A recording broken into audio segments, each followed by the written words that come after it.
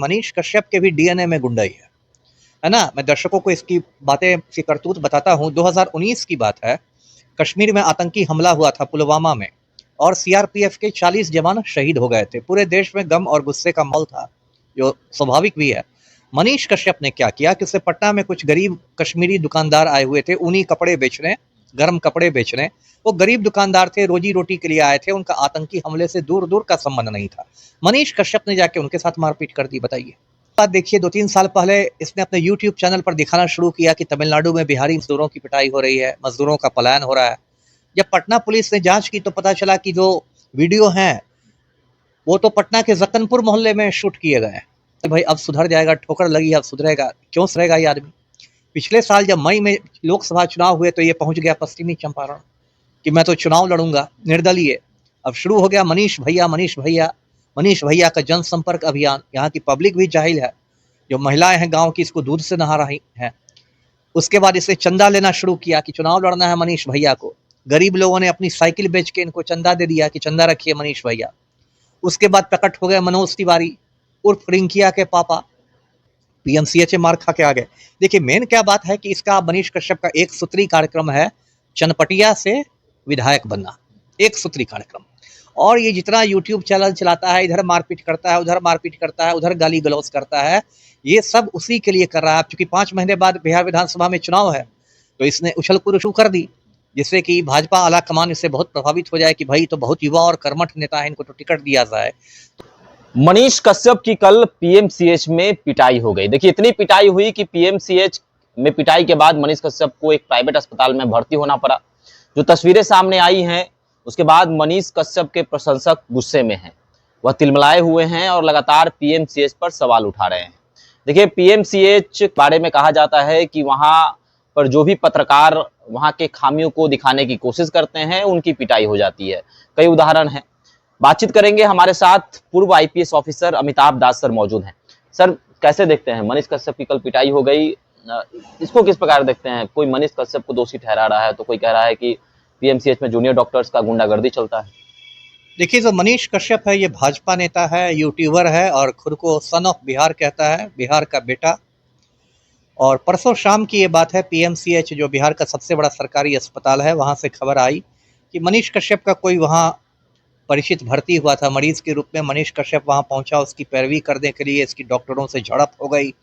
फिर लोग कहते हैं कि इसने किसी महिला डॉक्टर के साथ बदतमीजी की, उसका डॉक्टर लोग भड़क गए, उन्होंने इसको कमरे में बंद करके 3 घंटे तक इसकी पिटाई की। फिर भाजपा नेताओं ने पैरवी की इसकी। पीर बहोर थाना है, लोकल थाना पीर बहोर की पुलिस पहुंची, पीर बहोर के इंस्पेक्टर ने इसको बचा के निकाला, सुलह सफाई हुई।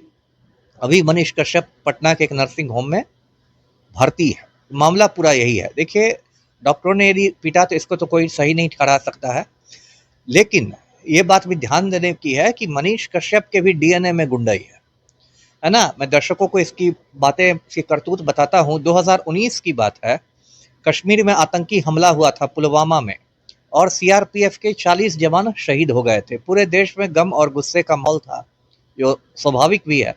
मनीष कश्यप ने क्या किया कि उससे पटना में कुछ गरीब कश्मीरी दुकानदार आए हुए थे ऊनी कपड़े बेचने, गर्म कपड़े बेचने। वो गरीब दुकानदार थे, रोजी रोटी के लिए आए थे, उनका आतंकी हमले से दूर दूर का संबंध नहीं था।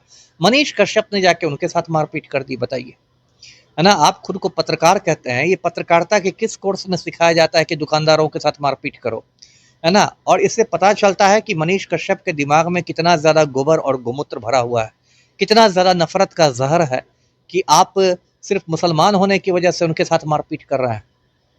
ये एक मिसाल है इसकी। उसके बाद देखिए 2-3 साल पहले इसने अपने यूट्यूब चैनल पर दिखाना शुरू किया कि तमिलनाडु में बिहारी मजदूरों की पिटाई हो रही है, मजदूरों का पलायन हो रहा है। जब पटना पुलिस ने जांच की तो पता चला कि जो वीडियो हैं वो तो पटना के जक्कनपुर मोहल्ले में शूट किए गए हैं, तमिलनाडु के वीडियो नहीं है। और जो लोग हैं वो भी मजदूर नहीं है, वो मनीष कश्यप के ही संगी साथी हैं, जो चेहरे पर गमछा लपेट के मजदूर बने हुए हैं। और उसको लेके इतना तनाव हो गया कि फिर तमिलनाडु में एफआईआर हुआ, वहाँ से पुलिस आई, मनीष कश्यप को पकड़ के ले गई और इस पर राष्ट्रीय सुरक्षा कानून लागू किया गया, नेशनल सिक्योरिटी एक्ट, जो एक बहुत सख्त कानून है। और उसके तहत ये एनएसए के तहत लगभग 9 महीने तक इसने जेल की हवा खाई। तो लोगों को लगा था कि भाई अब सुधर जाएगा, ठोकर लगी अब सुधरेगा। क्यों सुधरेगा ये आदमी? पिछले साल जब मई में लोकसभा चुनाव हुए तो ये पहुंच गया पश्चिमी चंपारण कि मैं तो चुनाव लड़ूंगा निर्दलीय। अब शुरू हो गया मनीष भैया, मनीष भैया, मनीष भैया का जनसंपर्क अभियान। यहाँ की पब्लिक भी जाहिल है, जो महिलाएं हैं गांव की, इसको दूध से नहा रही हैं। उसके बाद इसने चंदा लेना शुरू किया कि चुनाव लड़ना है मनीष भैया को। गरीब लोगों ने अपनी साइकिल बेच के इनको चंदा दे दिया कि चंदा रखिए मनीष भैया। उसके बाद प्रकट हो गए मनोज तिवारी उर्फ रिंकिया के पापा। वो मनीष कश्यप को लेके गए जेपी नड्डा से मिलाने दिल्ली। जेपी नड्डा ने मनीष कश्यप को भाजपा में शामिल करा दिया। ये राम भक्त बन गए। और उसके बाद राम भक्त मनीष कश्यप ने कहा कि मैं तो चुनाव नहीं लड़ूंगा। पता नहीं नड्डा ने इनको क्या कानाफूसी कर दी, क्या इनको आश्वासन दे दिया। इन्होंने कहा कि मैं चुनाव नहीं लड़ूंगा। ये पतली गली से निकल गए। देख रहे हैं इस आदमी का कैरेक्टर। तो आपने इतने लोगों की भावनाओं के साथ खिलवाड़ किया कि मनीष भैया चुनाव लड़ेंगे।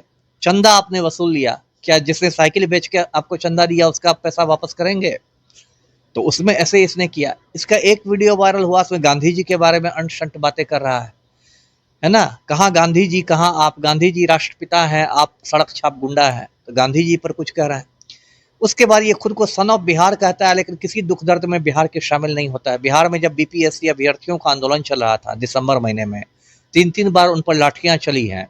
तो मनीष कश्यप का वीडियो आ रहा था, उसमें कह रहा था कि आंदोलन तो मुसलमानों और यादवों का है। बताइए, आप उस आंदोलन को जबरदस्ती बदनाम कर रहे हैं, जबरदस्ती आप जाति धर्म के नाम पर बांट रहे हैं, जबकि बीपीएससी के लड़के लड़कियों में सभी जाति सभी धर्म के लोग शामिल हैं, लेकिन वहां आपको मुसलमान और यादव दिखाई दे रहा है।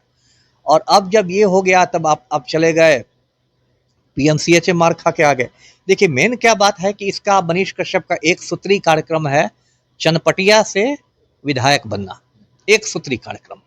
और ये जितना यूट्यूब चैनल चलाता है, इधर मारपीट करता है, उधर मारपीट करता है, उधर गाली गलौज करता है, ये सब उसी के लिए कर रहा है। चूंकि 5 महीने बाद बिहार विधानसभा में चुनाव है तो इसने उछल कूद शुरू कर दी, जिससे कि भाजपा आला कमान इससे बहुत प्रभावित हो जाए कि भाई तो बहुत युवा और कर्मठ नेता है, इनको तो टिकट दिया जाए।